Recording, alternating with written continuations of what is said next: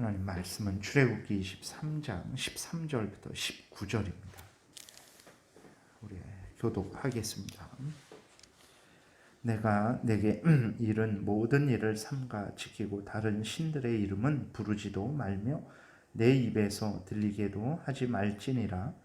너는 매년 3번 내게 절기를 지킬지니라. 너는 무교병의 절기를 지키라. 내가 내게 명령한 대로 아비벌에 정한 때에 이래 동안 무교병을 먹을지니 이는 그 달에 내가 애굽에서 나왔음이라. 빈손으로 내 앞에 나오지 말지니라. 맥주절을 지키라. 이는 내가 수고하여 밭에 뿌린 것의 첫 열매를 거둠이니라. 수장절을 지키라. 이는 내가 수고하여 이룬 것을 연말에 밭에서부터 거두어 저장함이니라. 내 모든 남자는 매년 3번씩 주 여호와께 보일지니라. 너는 내 제물의 피를 유교병과 함께 드리지 말며 내 절기의 제물을 기름을 아침까지 남겨두지 말지니라. 내 토지에서 처음 거둔 열매에 가장 좋은 것을 가져다가 너의 하나님 여호와의 전에 드릴지니라. 너는 염소 새끼를 그 어미의 저주로 삼지 말지니라. 아멘. 기도드리겠습니다. 살아계신 하나님 아버지 감사합니다. 오늘도 은혜를 내려주셔서 감사합니다. 하나님의 말씀을 전하고 듣사오니 성령께서 역사하셔서 잘 깨달아 알게 도우시고 또 하나님이 알려주시는 대로 잘 믿고 따르게 도우소서. 감사드리고 예수 그리스도의 이름으로 기도드렸습니다. 아멘. 오늘 또 13절에 보게 되니까 내가 내게 이른 모든 일을 삼가 지키고, 이것이 하나님이 늘 하나님의 자녀들에게 원하는 것이죠. 하나님의 말씀을 지키는 것, 모든 삶 속에서 하나님의 말씀을 따라 살아가는 것, 이것을 늘 우리가 명심을 해야 됩니다. 그 다음에 다른 신들의 이름은 부르지도 말며 내 입에서 들리게도 말지니라, 이렇게 말씀을 하고 있어요. 이스라엘 백성들이 이제 하나님에게 무서운 징계를 받는 그러한 원인들, 결국은 이제 아수르에 의해서 북쪽 이스라엘이 멸망되고 바벨론에 의해서 남쪽 유다가 멸망을 된 원인이 무엇이냐면 하나님으로부터 징계받고 또 하나님으로부터 멸망되게 된 원인이 뭐냐면 결국은 하나님의 명령을 거역하고 우상을 숭배하는 죄악 때문에 이 징계와 또 이 무서운 멸망이 있었던 것입니다. 열왕기하 17장에 보게 되면 하나님께서 북쪽 이스라엘의 멸망 원인, 남쪽 유다의 멸망 원인에 대해서 이렇게 말씀하세요.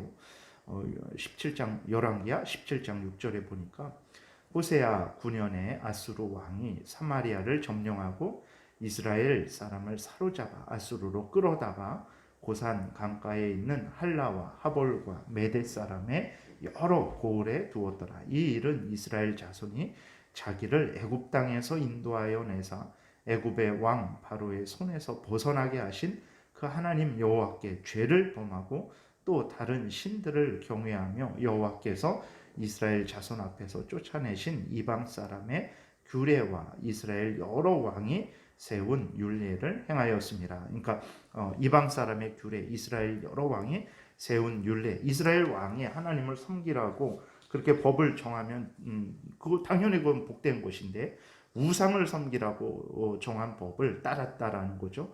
그래서 북쪽 이스라엘이 멸망을 한 것입니다. 그러니까 정치적인 문제, 경제적인 문제, 사회적인 문제 때문에 그렇게 된 게 아니에요. 하나님을 경외하지 않고 하나님의 명령대로 살지 않아서 북쪽 이스라엘이 멸망된 거예요. 우리도 오늘날에도 마찬가지죠. 오늘날에도 모든 사람들이 왜 죽을까? 이렇게 결국은 왜 멸망을 당할까? 왜 지옥에 갈까? 근데 그 원인은 바로 사람들이 우습게 생각하는 하나님을 경외하지 않아서 그렇죠. 예수 그리스도를 믿지 않아서 그런 것입니다. 우리가 분명히 기억을 해야 됩니다.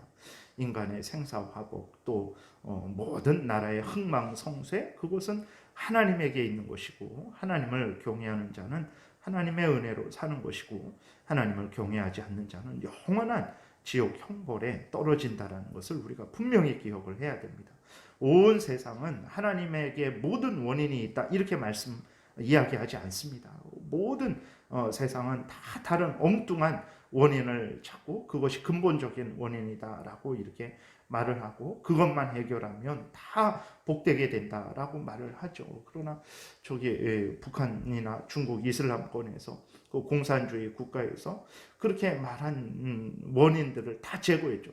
뭐 중국 같은 데에서도 뭐 5천만 명을 죽이고 소련에서도 스탈린이 2천만 명을 죽이고 또 히틀러도 600만 명을 죽이고 온통 지금도 이슬람권에서 그렇게 자기들이 이것이 나라를 망하게 하는 원인이다 싶어갖고 여러 가지로 또 특별히 예수 그리스도 믿는 사람들을 그렇게 잔인하게 죽이고 그래서 그들이 과연 천국의 그러한 삶을 살아가고 있냐? 절대로 그렇지 않습니다. 그럼 왜 그러냐?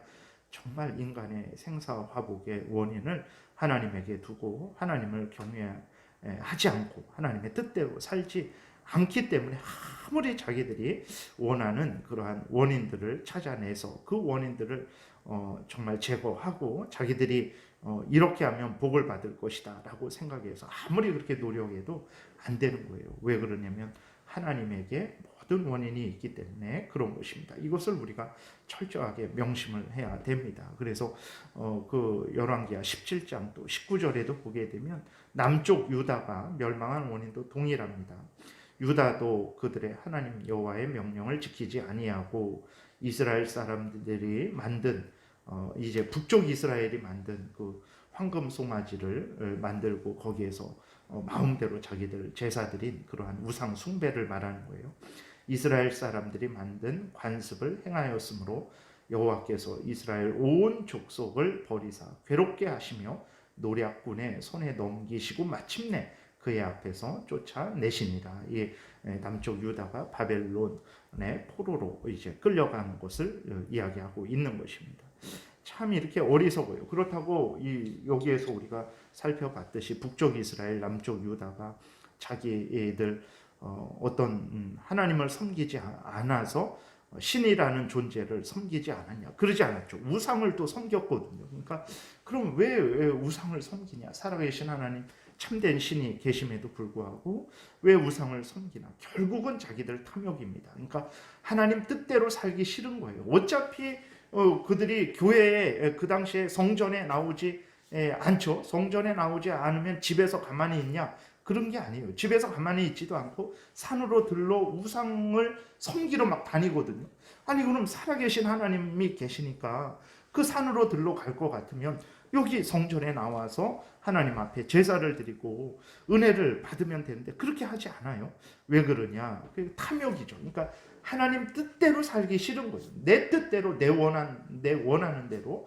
그러니까 하나님은 자꾸 나 외에 다른 신을 두지 말라, 우상을 섬기지 말라, 부모 공경하라, 살인하지 말라, 간음하지 말라 이런 말씀을 하시니까 싫은 거예요. 근데 우상은 아무 말도 못하고 아무런 그 조치도 나에게 징계도 내리지 못하죠. 그러니까 우상 앞에 절하는 것은 결국은 자기를 위한 거죠.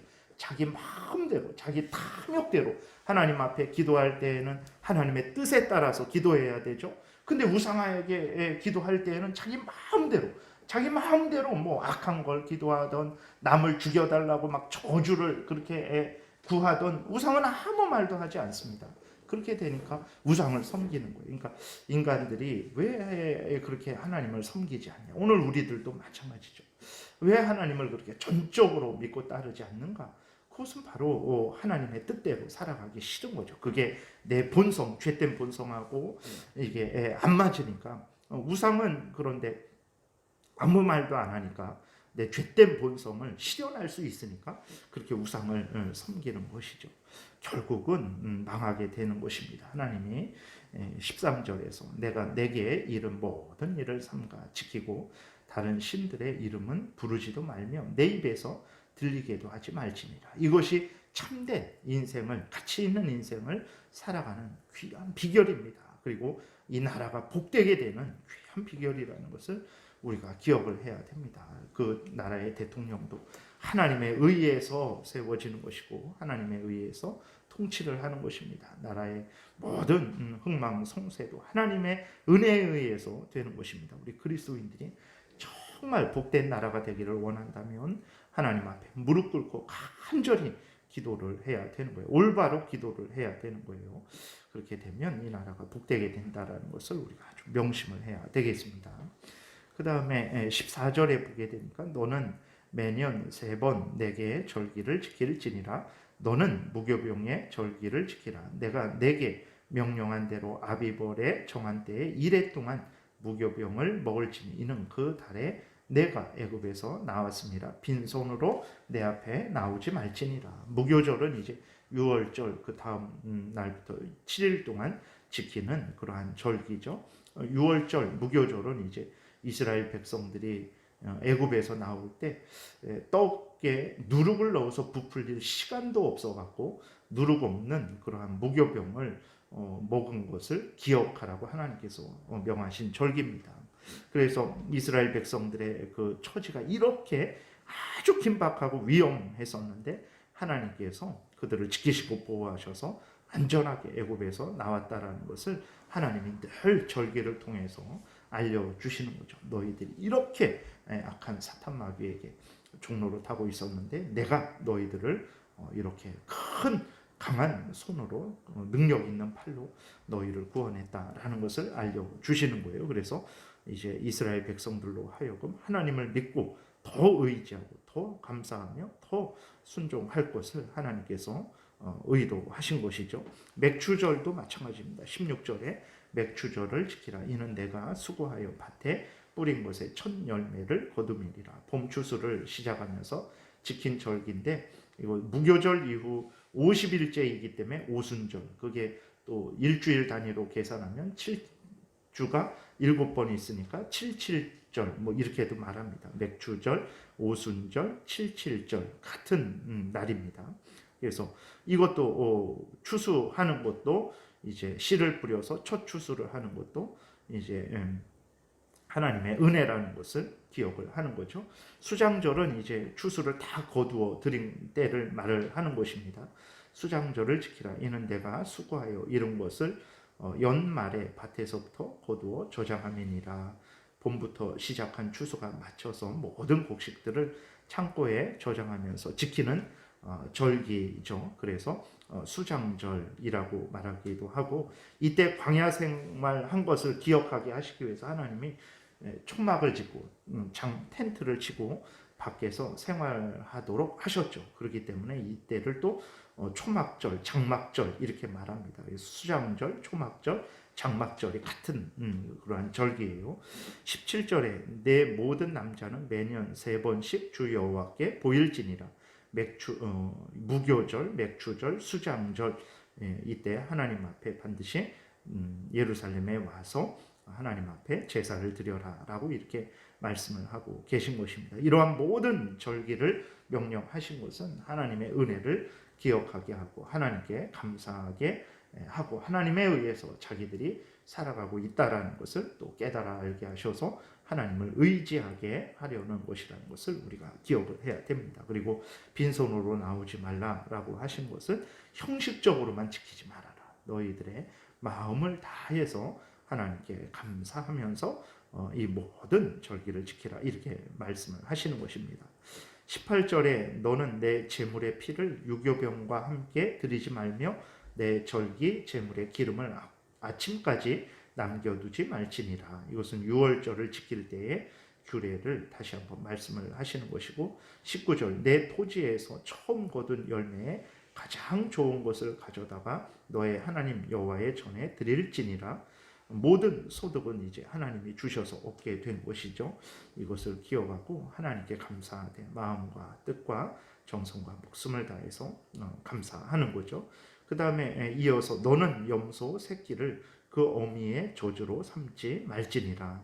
이게 어미의 저지 새끼를 죽이는 도구가 된다라는 것은 아주 잔인한 일이죠. 그러니까 그는 인간적으로 따져도 너무나 그 자식이 죽게 됐는데 부모의 무엇에 의해서 죽게 된다. 그것은 너무나 아주 잔인한 일입니다. 맛있는 음식을 만들기 위해서 그렇든 아니면 미신적으로 이렇게 하면 풍년이 들기 때문에 가나안 족속들의 그러한 우상 숭배의 풍습을 따라서 그렇게 하든 간에 하나님께서는 절대로 그렇게 잔인한 행동을 하지 말라고 그렇게 말씀을 하시는 거예요.